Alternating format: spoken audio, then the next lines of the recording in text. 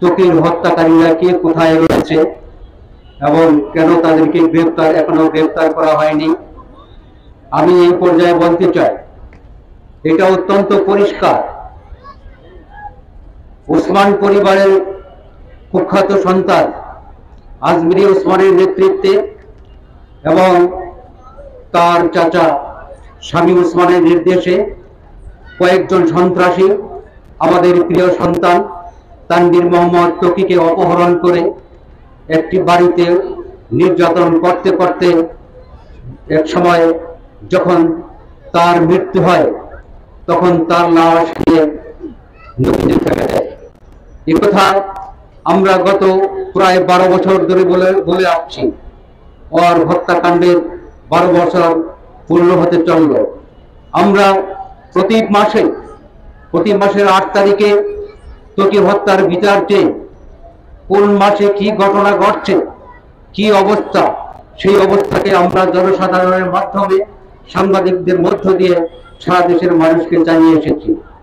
এখন বর্তমান পরিস্থিতিতে ডক্টর ইউনূসের নেতৃত্বে যে সরকার এসেছে, সেই সরকার থেকে একটি মহল আমাদেরকে জানিয়েছেন যে তারা ত্বকী হত্যার বিচার করবে। কি হয়েছে এর মধ্যে? ত্বকী হত্যাকাণ্ডের সাথে জড়িত আমরা জেনেছি 6 জনকে গ্রেফতার করা হয়েছে। ওই 6 জনকে গ্রেফতার করার পরে আইন শৃঙ্খলা বাহিনী ওদের কাছ থেকে কি তথ্য সংগ্রহ করেছে এখনো তারা দেশবাসীকে সেই তথ্য জানায়নি। আমাদের কাছে আমরা ভয় পাচ্ছি এই 6 জনকে গ্রেফতারের পরে আবার এই হত্যাকাণ্ডের বিচার এখানেই থেমে যায় কিনা। পরিষ্কারভাবে বলে দিতে চাই, এটা আমাদের কোনো বানানো কথা নয়। নারায়ণগঞ্জ এবং সারা বাংলাদেশের সাংবাদিকরা ত্বকীকে কিভাবে হত্যা করা হয়েছে, এই হত্যাকাণ্ডের সকল ঘটনা প্রকাশ করার পরেও রেব সংবাদ সম্মেলন করে ত্বকী হত্যা কিভাবে হয়েছে তা তারা প্রকাশ করেছিল।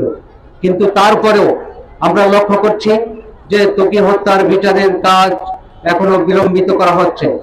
আমরা এখনো আশাবাদী এই বর্তমান যে তত্ত্বাবধায়ক সরকার আছে ডক্টর ইউনূসের নেতৃত্বে, তারা আমাদের দাবির প্রেক্ষিতে ত্বকী হত্যার অন্যান্য যে আসামি আছে তাদেরকে অবিলম্বে গ্রেফতার করবেন, আইনে সোপর্দ করবেন এবং এই বিচার কার্যকে দ্রুত সম্পন্ন করে আসামিদেরকে শাস্তি দেবেন।